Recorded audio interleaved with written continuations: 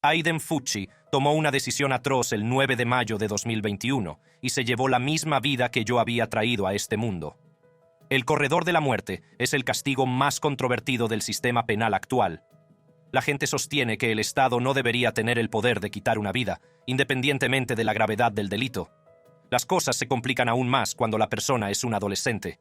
Sin embargo, los adolescentes también han cometido delitos que atrajeron esta pena capital. Algunos actuaron movidos por la ira, otros cometieron errores, mientras que otros cometieron estos horripilantes crímenes con malicia. En el vídeo de hoy veremos la vida del adolescente más peligroso del corredor de la muerte, Aiden Fucci. Era un día aparentemente normal en Durbin Crossing, una tranquila comunidad al noroeste del condado de St. John's. Tristin Bailey, una chica brillante y vibrante de 13 años, seguía con su rutina diaria como estudiante y animadora en la Academia Patriot Oaks. No sabía que su vida estaba a punto de dar un giro trágico. El camino de Tristin se cruzó con el de Aiden Fucci, un compañero que vivía cerca de ella. Aiden, que por aquel entonces solo tenía 14 años, parecía un adolescente normal y corriente a primera vista. Sin embargo, sus amigos y su novia sabían que tenía un lado oscuro. Revelaron que Aiden hablaba a menudo de matar gente, llegando incluso a compartir sus planes de arrastrar a una persona cualquiera al bosque y apuñalarla. Los que le rodeaban desestimaban estas inquietantes fantasías, sin imaginar el horror que se desataría. Aquel fatídico día, los retorcidos deseos de Aiden se convertirían en una horrible realidad. Aiden le pidió el número a Tristin y ella se lo concedió inocentemente, sin ser consciente del peligro que le aguardaba. Aiden convenció a Tristin para que saliera de su casa y se reuniera con él en casa de un amigo, haciéndola caer en una trampa de la que nunca podría escapar. Las imágenes de vigilancia de una residencia cercana captaron los escalofriantes momentos en que Aiden y Tristin caminaban juntos hacia un estanque de retención. El vídeo mostraba a dos figuras, que se creía que eran Aiden y Tristin, caminando uno al lado del otro, inconscientes de la inminente tragedia. El cielo del atardecer proyectaba un brillo inquietante a medida que se acercaban al final del estanque, un camino que conduciría a la prematura muerte de Tristin. Horas más tarde, la familia de Tristin se preocupó al ver que no regresaba a casa. Denunciaron su desaparición, lo que desencadenó una búsqueda frenética por toda la comunidad. La sensación de temor y miedo flotaba en el aire, mientras los seres queridos esperaban desesperadamente que Tristin regresara sana y salva. Pero la verdad era mucho más siniestra. El cuerpo sin vida de Tristin fue descubierto el Día de la Madre, el 9 de mayo de 2021. La brutalidad de su asesinato conmocionó a toda la comunidad. Tristin había sido apuñalada y acuchillada más de 114 veces, su joven vida extinguida en un acto de violencia sin sentido. A medida que los investigadores iban reconstruyendo los acontecimientos de aquella trágica noche, descubrieron una red de pruebas que apuntaban directamente a Aiden Fucci. Cerca del cuerpo de Tristin se encontró un cuchillo con la punta perdida, que coincidía con un fragmento alojado en su cuero cabelludo. El cuchillo fue identificado como perteneciente a Aiden. Las grabaciones de seguridad, las pruebas de ADN y los testimonios de los testigos consolidaron aún más el caso contra él. Dentro de la casa de Aiden, los investigadores descubrieron zapatos mojados y ropa manchada de sangre en su habitación. El desagüe del lavabo estaba lleno de sangre y suciedad, y se encontraron unos vaqueros húmedos en un cesto de la ropa sucia.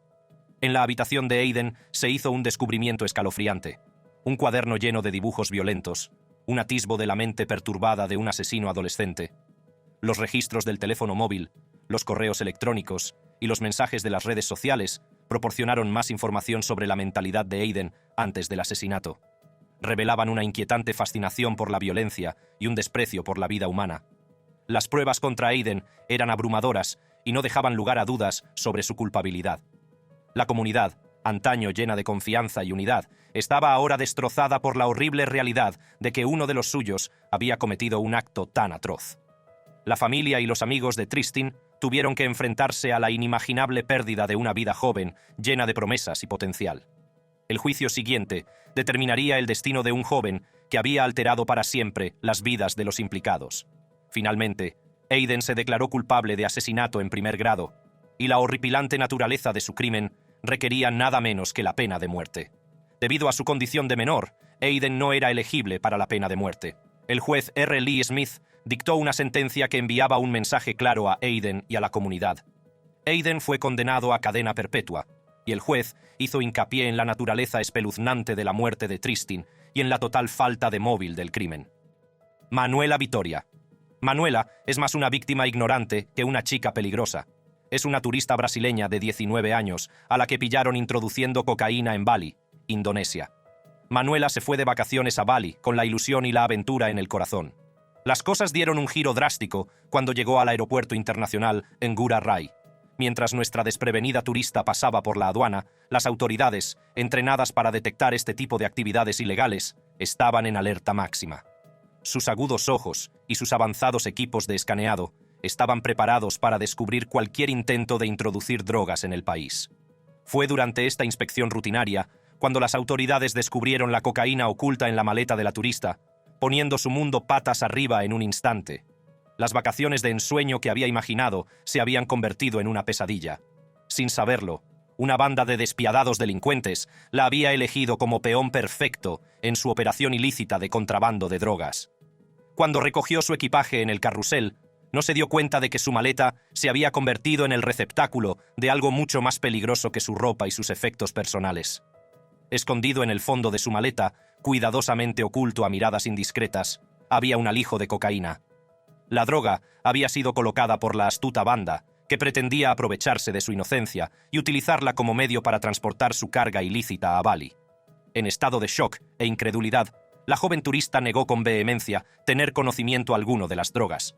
Afirmó que había sido engañada por la banda, que había colocado las sustancias ilícitas sin su consentimiento ni conocimiento. Pero, ¿serían suficientes sus alegatos de inocencia para salvarla de las garras del sistema judicial indonesio? Al difundirse la noticia de su detención, el caso atrajo la atención internacional, suscitando debates sobre la severidad del castigo al que podría enfrentarse. Los fiscales no tardaron en pedir la pena máxima, presionando para que fuera condenada a muerte por fusilamiento. En el otro bando, su abogado defensor luchó con uñas y dientes para demostrar su inocencia y salvarla de un destino peor que la muerte. Los fiscales argumentaron que el hallazgo de cocaína en la maleta de la turista era una prueba innegable de su implicación en el contrabando de drogas. Pintaron el cuadro de una criminal calculadora que intentaba aprovecharse de la reputación de Bali como paraíso turístico para su propio beneficio. Pidieron la pena máxima, argumentando que enviaría un mensaje contundente para disuadir a otros de participar en tales actividades ilegales. Sin embargo, el abogado defensor presentó un relato diferente. Presentó a su cliente como una víctima ingenua y desprevenida, engañada por una banda que se aprovechó de su inocencia. Argumentó que ella no sabía nada de la droga que llevaba en la maleta y que había viajado a Bali con la única intención de buscar consuelo y rezar por su madre enferma. El abogado defensor destacó la falta de pruebas que vincularan a su cliente con la operación de contrabando de drogas. Cuestionó la credibilidad de los miembros de la banda y sus motivos, sugiriendo que habían manipulado la situación para protegerse a sí mismos, sacrificando a una joven inocente. Subrayó la importancia de tener en cuenta la edad de la turista y su falta de antecedentes penales. Abogó por la clemencia, argumentando que un castigo tan severo como la muerte por fusilamiento sería desproporcionado para su presunto delito. En su lugar, propuso formas alternativas de castigo que le permitieran rehabilitarse y contribuir positivamente a la sociedad. Fuera de la sala del tribunal, el caso suscitó un debate mundial sobre la pena de muerte y la severidad de los castigos por delitos relacionados con las drogas. Grupos de defensa y organizaciones de derechos humanos se unieron para apoyar a la joven turista, pedir un juicio justo y reconsiderar las posibles consecuencias a las que se enfrentaba. Los posibles resultados para la joven turista pendían de un hilo mientras el juez deliberaba sobre las pruebas presentadas y los argumentos de la acusación y la defensa. El mundo esperaba ansioso el veredicto, sabiendo que tendría implicaciones de gran alcance para la joven turista y otros turistas que visitaran Bali. Si el juez se ponía del lado de la acusación e imponía la pena máxima, la joven turista se enfrentaría a la cruda realidad de morir fusilada. Incluso si evitara el pelotón de fusilamiento, la joven turista podría ser condenada a cadena perpetua en Indonesia. Yakaila Williams. En un espeluznante caso de Alabama, Yakaila Ashanti Williams, de 18 años, se encuentra en el centro de un inquietante crimen. Todo empezó en agosto de 2023, cuando Yakaila Ashanti Williams, una joven de Alabama, se enfrentó a una situación que cambiaría su vida. Con solo 18 años, estaba a punto de ser madre. Sin embargo, lo que ocurrió a continuación conmocionó a toda la comunidad. Williams dio a luz a un recién nacido sano en la intimidad de su habitación. La alegría y la expectación que suelen acompañar a la llegada de una nueva vida se vieron trágicamente ensombrecidas por el oscuro secreto que guardaba en su interior. En lugar de aceptar su nuevo papel de madre, Williams decidió cambiar el curso de su vida y la de su inocente hijo. Al parecer, Williams colocó al recién nacido en un compactador de basura de un contenedor local, sellando así el destino del indefenso bebé. Los detalles de este acto desgarrador son difíciles de comprender. ¿Cómo pudo una joven madre, llena de potencial para el amor y la crianza, cometer un crimen tan atroz? La verdad empezó a desvelarse cuando la familia de Williams descubrió que había dado a luz. Preocupados por la seguridad del recién nacido, se enfrentaron a ella exigiendo respuestas. En respuesta, Williams inventó una historia, afirmando que había entregado el bebé a un trabajador del Hospital Pelirrojo a principios de ese mes. Alarmados por las incoherencias de la historia de Williams, sus familiares la acompañaron al Southeast Health Medical Center en busca de la verdad. Sin embargo, el personal del hospital sospechó y alertó rápidamente a las autoridades. El departamento de policía de Dothan no tardó en iniciar una investigación. Interrogaron a Williams y a su familia, pero las respuestas aportaron poca claridad. Decididos a descubrir la verdad, los investigadores recurrieron a las grabaciones de vigilancia del hospital. No había pruebas de que Williams hubiera estado en el hospital el día en cuestión. La red de mentiras se desenmarañó, dejando al descubierto la oscura realidad de lo que realmente había ocurrido. Ante el cúmulo de pruebas, Williams confesó lo impensable. Admitió haber envuelto al bebé en una manta y haberlo dejado dentro de un contenedor equipado con un compactador de basura en un complejo de apartamentos de la zona. Los restos del niño fueron descubiertos dentro del contenedor, envueltos en un protector de colchón y una bolsa de lona cerrada con cremallera. A medida que avanzaba la investigación, empezaron a surgir los motivos de las acciones de Williams. Expresó que no quería ser madre a una edad tan temprana, alegando la carga económica que supondría criar a un hijo. Durante una vista preliminar, el Estado hizo un anuncio impactante. Revelaron su intención de solicitar la pena de muerte para Jakaila Ashanti Williams. La gravedad del delito y las supuestas acciones de la acusada han llevado a la Fiscalía a considerarla un peligro para todo niño que respire. El equipo de defensa de Williams, sin embargo, presentó una perspectiva diferente. Argumentaron que a su cliente se le debería conceder una fianza razonable para que pudiera recibir el tratamiento de salud mental que tanto necesita. Hicieron hincapié en que Williams sigue siendo una niña, graduada en el instituto, con buenas notas y sin antecedentes penales. El abogado defensor Clay Wadsworth planteó dudas sobre la afirmación del Estado de que el niño estaba vivo cuando fue depositado en el contenedor. Puso en duda que hubiera pruebas que respaldaran esta afirmación. Los acontecimientos del 13 de agosto, el día en que supuestamente se deshicieron del bebé, siguen siendo un misterio. El abogado defensor lo reconoció, subrayando la necesidad de examinar los hechos a fondo. Sin embargo, la acusación alegó que la defensa se centraba en el niño equivocado y reprendió a la galería por apoyar al acusado. El juez de distrito del condado de Houston, Benjamin Lewis, presidió la vista preliminar. Se abstuvo de tomar decisiones importantes y, en su lugar, sometió el caso a un gran jurado. George Junius Stinney Jr. De todas las historias de adolescentes condenados a muerte, la de George Junius Stinney Jr. tiene que ser la más brutal. George Junius Stinney Jr. fue un joven afroamericano que se convirtió en la persona más joven ejecutada en Estados Unidos en el siglo XX. Este impactante caso cautivó a la nación y arrojó luz sobre las arraigadas injusticias raciales que asolaban la época. En el sofocante verano de 1944, la pequeña ciudad de Alcolu, Carolina del Sur, era un lugar donde las tensiones raciales latían a fuego lento bajo la superficie.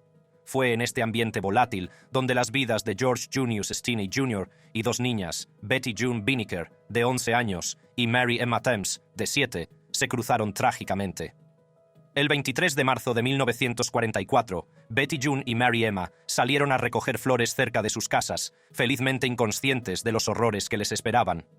Pocos sabían que su inocente aventura conduciría a una cadena de acontecimientos que cambiarían para siempre sus vidas y el curso de la historia. Al ponerse el sol, las dos niñas no regresaron a casa y sus familias entraron en pánico. Se inició una búsqueda frenética en la que toda la comunidad unió sus fuerzas para encontrar a las niñas desaparecidas. Las horas se convirtieron en días y la esperanza fue disminuyendo a medida que la búsqueda no daba resultados. Entonces, el 25 de marzo, un sombrío descubrimiento sacudió Alcolu. Los cuerpos sin vida de Betty June y Mary Emma aparecieron en una zanja poco profunda, con sus jóvenes vidas brutalmente truncadas. El pueblo se sumió en el dolor y la ira, desesperado por obtener respuestas y justicia. Las sospechas recayeron rápidamente sobre George Junius Stinney Jr., de 14 años, un niño afroamericano que vivía en un barrio racialmente segregado. George, junto con su hermana pequeña, Amy, y su hermano Charles, habían sido vistos cerca de las niñas aquel fatídico día. Las autoridades no tardaron en detener a George, convencidas de que habían encontrado al autor. La mera idea de que un chico tan joven fuera capaz de cometer un crimen tan atroz resultaba insondable para muchos. Pero en el ambiente racial de la época, las suposiciones y los prejuicios nublaron el juicio de los que estaban en el poder. A medida que se desarrollaba la investigación, la policía afirmó haber obtenido una confesión de George. Sin embargo, no había registros de esta supuesta confesión, y los detalles que rodean su validez siguen siendo turbios. La falta de pruebas concretas no disuadió a las autoridades, que estaban decididas a conseguir una condena. El juicio de George comenzó el 24 de abril de 1944, apenas 81 días después de que se descubrieran los cuerpos de las niñas. El proceso estuvo lejos de ser justo. La defensa estaba mal preparada y carecía de recursos para defender adecuadamente al joven. El jurado, totalmente blanco en una ciudad dividida racialmente, apenas fue imparcial. La acusación presentó su caso basándose en gran medida en pruebas circunstanciales y en la supuesta confesión. Los testigos declararon, pero sus relatos eran incoherentes y poco fiables. La defensa, dirigida por un abogado de oficio, se esforzó por rebatir la versión de la acusación. A pesar de las evidentes deficiencias del caso contra George, el jurado llegó a un veredicto en menos de 10 minutos. El 25 de abril de 1944, George Junius Stinney Jr. fue declarado culpable de los asesinatos de Betty June Binnicker y Mary Emma Thames. ¿La sentencia? Muerte en la silla eléctrica. ¿Cómo podía un chico de 14 años ser condenado a muerte sin un juicio justo? La injusticia era palpable y provocó la indignación y las protestas de activistas de los derechos civiles y ciudadanos preocupados. Pero las ruedas de la justicia siguieron girando. Y el 16 de junio de 1944, solo 83 días después de su condena, George Junius Stinney Jr. fue ejecutado. La historia de George no terminó con su injusta ejecución. Desencadenó un movimiento por la justicia y la igualdad, inspirando a generaciones a luchar contra la discriminación racial y a defender un sistema jurídico más justo. Su legado simboliza la lucha constante por la justicia y la importancia de no olvidar nunca el pasado. Décadas después, en 2014, un juez de Carolina del Sur anuló póstumamente la condena de George. El fallo alegó la falta de garantías procesales y la violación de los derechos constitucionales de George durante el juicio. Aunque este tardío reconocimiento de la injusticia cometida contra George aporta cierta medida de cierre, no puede deshacer la trágica pérdida de una joven vida. Napoleon Beasley. En la pequeña localidad de Grapeland, Texas, un joven llamado Napoleon Beasley estaba a punto de emprender un camino que cambiaría su vida para siempre. Nacido el 5 de agosto de 1976, Beasley parecía un adolescente cualquiera, pero bajo la superficie se estaba gestando una tormenta. Grapeland, una comunidad muy unida, se vio sacudida en abril de 1994. Beasley, que entonces solo tenía 17 años, había caído en la delincuencia, impulsado por el deseo de posesiones materiales y el gusto por el peligro. El 19 de abril de 1994, el hambre insaciable de riqueza de Beasley le llevó a cometer un acto atroz que mancharía para siempre su nombre. Armado con una pistola, entró en el garaje del empresario John Luttig, de 63 años, un respetado miembro de la comunidad. En un momento de brutalidad a sangre fría, Beasley disparó a Luttig en la cabeza no una, sino 2 veces. Los ecos de aquellos disparos reverberaron en el tranquilo vecindario, quebrantando la paz y dejando un rastro de devastación a su paso. Pero la sed de violencia de Beasley no acabó ahí. También apuntó a la esposa de Luttig, pero su disparo no dio en el blanco. Milagrosamente, sobrevivió al asalto haciéndose la muerta, con la vida marcada para siempre por el trauma que sufrió. ¿El motivo de Beasley? El deseo de robar la preciada posesión de Luttig, un lujoso Mercedes-Benz. Fue un crimen impulsado por la codicia, un escandaloso desprecio por la vida humana. Sin embargo, Beasley no estaba solo en su siniestro plan. Contó con la ayuda de 2 cómplices, Cedric y Donald Coleman, que más tarde testificarían contra él. Su participación en este acto atroz uniría para siempre sus destinos. Las consecuencias de sus acciones fueron graves. Beasley, Cedric y Donald fueron detenidos y llevados ante la justicia. Mientras Beasley se enfrentaba a la pena de muerte, sus cómplices fueron condenados a 40 años de prisión. La víctima, John Luttig, no era un ciudadano corriente. Era el padre del juez federal de Estados Unidos, J. Michael Luttig, lo que añadía otra capa de complejidad a una historia ya de por sí trágica. A medida que el caso de Beasley avanzaba por el sistema judicial, captaba la atención de la nación. El Tribunal Supremo de EEUU se vio envuelto en el proceso, y 3 de los 9 jueces se recusaron debido a sus vínculos con el juez Luttig. El 3 de junio de 1997, Beasley solicitó un recurso de habeas corpus contra su condena. La batalla legal que siguió duró años, con múltiples tribunales que se pronunciaron sobre el destino de este joven. A pesar de sus esfuerzos por recurrir la sentencia, el periplo de Beasley por el sistema judicial parecía un laberinto interminable de vistas, peticiones y denegaciones. El 15 de agosto de 2001, día en que estaba prevista la ejecución de Beasley, el Tribunal de Apelaciones en lo Penal concedió una suspensión de última hora. Se trataba de un indulto, un rayo de esperanza en una situación por lo demás sombría. Pero la batalla estaba lejos de terminar. Beasley siguió luchando por su vida, presentando peticiones de clemencia y solicitando amparo al Tribunal Supremo. Su caso se convirtió en un pararrayos para el debate en torno a la pena de muerte, especialmente cuando se trataba de delincuentes juveniles. Organizaciones como Amnistía Internacional abogaron por el indulto, citando la edad de Beasley en el momento del crimen. Consideraban que ejecutar a alguien que estaba a pocos meses de cumplir 18 años era una violación de los derechos humanos. Sin embargo, no todos compartían esta opinión. Los partidarios de la pena de muerte consideraban imperdonables los actos de Beasley, un claro ejemplo de la necesidad de hacer justicia. La controversia en torno al caso de Beasley alcanzó su punto álgido el 28 de mayo de 2002, cuando el Tribunal Supremo rechazó por unanimidad su petición de habeas corpus. Esa noche, Beasley fue ejecutado mediante inyección letal. Mientras su cuerpo se consumía de vida, sus últimas palabras resonaron en la cámara, un inquietante recordatorio de las consecuencias de sus actos. El acto que cometí para estar aquí no solo fue atroz, sino insensato. Pero la persona que cometió ese acto ya no está aquí. Me entristece lo que está ocurriendo aquí esta noche. Me entristece y decepciona que un sistema que se supone que protege y defiende lo que es y lo correcto pueda parecerse tanto a mí cuando cometí el mismo vergonzoso error.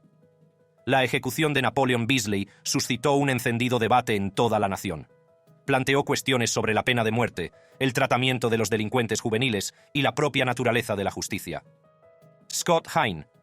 En 1987, Hine, a la temprana edad de 17 años, cometió un atroz robo de automóvil en Tulsa, Oklahoma, que causó las trágicas muertes de Laura Lee Sanders y Michael Houghton. A pesar de su edad en el momento del crimen, Hine fue condenado a muerte y finalmente ejecutado en 2003. Scott Hine, un adolescente problemático en aquel momento, tenía solo 17 años, 4 meses y 4 días, cuando cometió un robo de coche que cambiaría para siempre el curso de su vida y la de sus víctimas. Con su aspecto de jefe intermedio nebuloso, la apariencia de Hine pudo haber engañado a muchos, pero tras esa fachada se escondía una oscuridad que acabaría conduciéndole a la perdición. Con una frente alta que retrocedía hacia el horizonte de su cuero cabelludo, la calva de Hine parecía reflejar su vacío. Aquel fatídico día, Hine y su cómplice, Robert Wayne Lambert, emprendieron un camino de destrucción que dejaría a una comunidad conmocionada y de luto. Su objetivo eran Laura Lee Sanders y Michael Houghton, 2 personas inocentes que tuvieron la mala suerte de cruzarse en el camino de estos jóvenes delincuentes. Hine y Lambert obligaron a Sanders y Houghton a entrar en el maletero de su coche, atrapándolos en una prisión de pesadilla. Pero su crueldad no acabó ahí. Prendieron fuego despiadadamente al vehículo, condenando a sus víctimas a una muerte horrible. Cuando las llamas envolvieron el coche, las vidas de Laura Lee Sanders y Michael Houghton se extinguieron, dejando tras de sí familias afligidas y una comunidad que se enfrenta a la insensatez de su pérdida. Tras el robo, Hine y Lambert fueron detenidos y puestos a disposición judicial, mientras que Lambert, de 21 años, se enfrentó a todo el peso de sus actos. La condición de delincuente juvenil de Hine planteó complejas cuestiones jurídicas y éticas. En aquella época, la jurisprudencia imperante permitía la ejecución de personas que habían cometido delitos siendo menores. La sentencia del Tribunal Supremo de 1989 en el caso Stanford contra Kentucky fijó en 16 años la edad mínima para poder optar a la pena de muerte, lo que dejaba a Hine, de 17 años, expuesto a la pena máxima. En el caso de Hine, La cuestión de si un joven de 17 años podía realmente comprender las consecuencias de sus actos se convirtió en un punto central de controversia.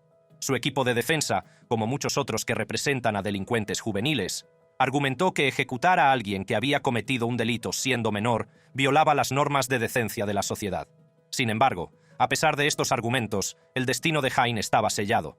El sistema judicial lo consideró responsable de sus actos y lo condenó a muerte. La ejecución de Scott Hain en 2003 puso de relieve las complejas cuestiones jurídicas y éticas que rodean a la pena de muerte para delincuentes juveniles. Aunque seguía vigente, este marco jurídico se enfrentaba a un escrutinio y una oposición cada vez mayores. La ejecución de delincuentes juveniles situó a Estados Unidos entre un pequeño grupo de países con un historial cuestionable en materia de derechos humanos. La comunidad internacional veía esta práctica con preocupación, cuestionando la moralidad y la constitucionalidad de ejecutar a personas que habían cometido delitos siendo menores. El alcance cada vez menor de la pena de muerte para menores reflejaba un consenso nacional emergente en su contra. En el momento de la ejecución de Hain, solo 20 de los 38 estados con pena de muerte permitían este tipo de ejecuciones.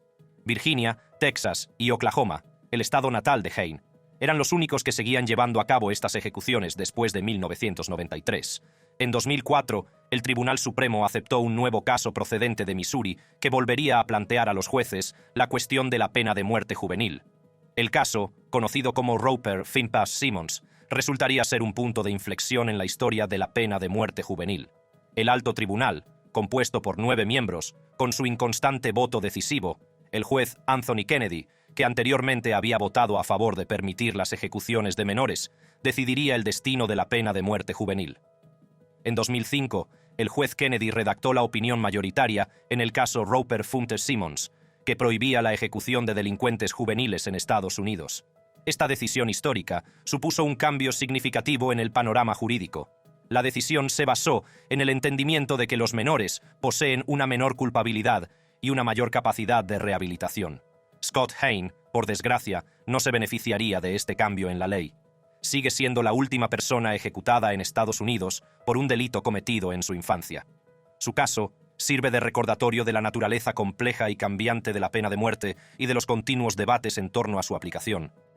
Sean Sellers. En una fatídica noche en Oklahoma City, las vidas de Bonda y Lee Belofato quedarían trágicamente truncadas a manos de su hijo, Sean Sellers. Era el 5 de marzo de 1986, cuando Sellers, que entonces tenía solo 16 años, cometió un crimen. Al amparo de la oscuridad, vestido únicamente con ropa interior para limitar las salpicaduras de sangre, Sellers entró en el dormitorio donde sus padres dormían plácidamente. En la mano, empuñaba una pistola. Con una actitud fría y calculadora, Sellers apuntó a su padrastro, Lee, y disparó una sola vez. El sonido del disparo rompió el silencio de la noche y despertó a su madre, Bonda, de su letargo. Apreté el gatillo y enseguida lo levanté donde estaba mi madre. Apreté el gatillo otra vez y su cabeza se levantó al segundo. Cuando los ojos de Bonda se encontraron con los de su hijo, se encontró con una visión espeluznante. Sellers, impulsado por una fuerza desconocida, le apuntó a la cara con la pistola y apretó el gatillo.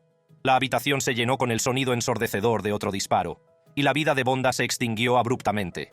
Tras los brutales asesinatos, Sellers intentó ocultar su culpabilidad preparando la escena del crimen para que pareciera que había sido un intruso. Dispuso meticulosamente la habitación con la esperanza de engañar a los investigadores y despistarlos. Las manchas de sangre se limpiaron cuidadosamente y los objetos se colocaron estratégicamente para crear la ilusión de una entrada forzada. El análisis forense de la escena del crimen no dejó lugar a dudas. La trayectoria de las balas, la ausencia de signos de entrada forzada y la ausencia de otros sospechosos señalaban a Sellers como autor del crimen.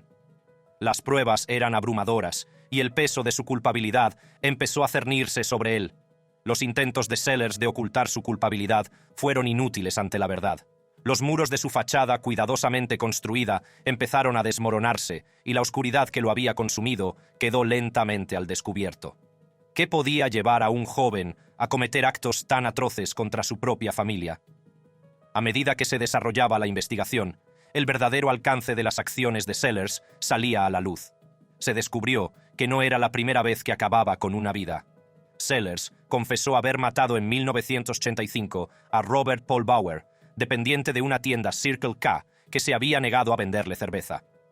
La revelación de este crimen adicional no hizo sino aumentar la conmoción y el horror que rodeaban el caso de Sellers. A medida que se desarrollaba el juicio de Sean Sellers, la sala se vio atenazada por una escalofriante revelación. Sellers, en un giro chocante, afirmó que era un satanista practicante en el momento de los asesinatos. Afirmó que había estado bajo la influencia de una posesión demoníaca, que creía que le había obligado a cometer esos actos atroces. En documentos posteriores, Sellers reveló el alcance de su relación con el satanismo. Afirmó haber leído cientos de veces la Biblia satánica de Anton LaVey entre los 15 y los 16 años, el mismo periodo en el que se cometieron los crímenes. Sellers creía que el satanismo le ofrecía una forma honesta de vivir y que sus rituales le otorgarían el control sobre su vida. En su juicio, el equipo de defensa de Sellers presentó sus alegaciones de posesión demoníaca como parte central de su estrategia. Argumentaron que no era totalmente responsable de sus actos debido a la influencia del demonio Ezurate. Sellers sostenía que esta fuerza malévola había tomado el control de su mente, impulsándole a cometer los asesinatos. La sala no salía de su asombro mientras Sellers relataba sus experiencias con el satanismo. Describió los rituales, las creencias y el atractivo que le atrajeron hacia este mundo oscuro. En un intento de explicar aún más las acciones de Sellers, su equipo de defensa también argumentó que su adicción al juego Dragones y Mazmorras desempeñó un papel en su descenso a las tinieblas. Afirmaron que el juego había difuminado las líneas entre la realidad y la fantasía, llevando a Sellers a perder el contacto con las consecuencias de sus actos. Sin embargo, el propio Sellers refutaría más tarde este argumento, afirmando que el juego no tuvo nada que ver con sus crímenes y que utilizarlo como ejemplo de los efectos del juego era irracional o fanático. Mientras cumplía su condena en el corredor de la muerte, Sean Sellers experimentó una profunda transformación. En los confines de su celda, encontró consuelo y redención en el cristianismo. La nueva fe de Sellers se convirtió en la luz que guiaba su vida y le condujo a un extraordinario viaje de autodescubrimiento y crecimiento espiritual. La noticia de la conversión religiosa de Sellers se difundió y sus amigos le apoyaron, creando un sitio web en su nombre. Creían que su transformación, unida a su edad en el momento de los crímenes y a su relación con el satanismo, justificaban la clemencia. La campaña de clemencia de Sellers cobró impulso a medida que su historia llegaba a las masas. A pesar de la controversia que rodeaba su caso, la ejecución de Sellers se llevó a cabo según lo previsto.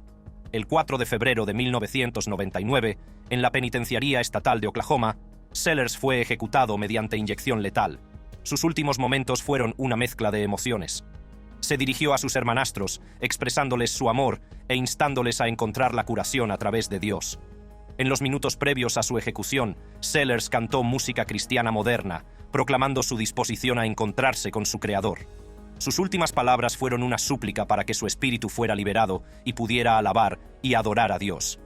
De todos los menores de los que hemos hablado, el que más merecería la pena de muerte sería Aiden Fucci, que apuñaló más de 114 veces a una niña de 13 años. Aunque se libró de la pena de muerte debido a su edad, nunca tendrá la oportunidad de volver a hacer daño a otro niño. Vea el siguiente vídeo para conocer más intrigantes historias de crímenes reales.